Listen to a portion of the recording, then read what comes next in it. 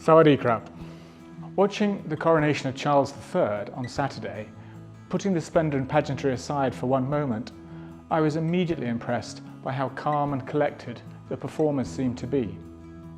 Of course, we come to expect that from adult professionals, but those young 9 to 15-year-old choristers, seeing and hearing them in Westminster Abbey singing without a trace of nerves and seemingly comfortable at this awe-inspiring occasion was truly humbling. Everyone faces anxiety from time to time. We feel nervous when we're going to approach someone with a tricky question, have a job interview, or sit an important examination. I feel for all of our older students at this time as they face their GCSE and A-level examinations. It is easy to be consumed by nerves and anxiety when you believe that you have only one shot at this, and it seems like a life-determining moment.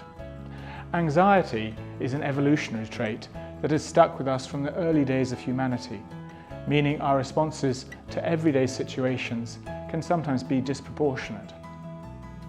Once upon a time, anxiety served us well when we were faced with a predator, a real life or death situation. The body's natural reaction, the fight or flight response, tells us we need to do something because we're in danger. And in our modern world, even when we aren't in actual physical danger, we often get that same reaction as if it is a life or death situation. Anxiety and nerves can be channeled and used as tools. To do that, we need to start thinking of them objectively, rather than getting into a downward spiral or feeling anxious and telling yourself you won't do well as a result. Psychologists recommend we tell ourselves that we're anxious and to accept that, but that doesn't mean we can't perform well too. Research has shown that being anxious doesn't always have to hurt performance. Instead of dwelling on the fact you feel anxious, try and channel that energy in your body into something positive. There are various ways to try and do this. One way is to have a mantra to help keep the negative thoughts at bay. Something that you say to yourself over and over, such as, "I've studied hard for 4 years, I'm prepared and will do well in this exam."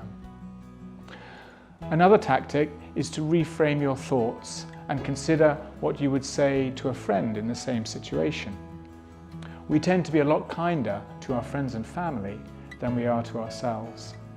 So think of what advice you would give and how supportive you would be.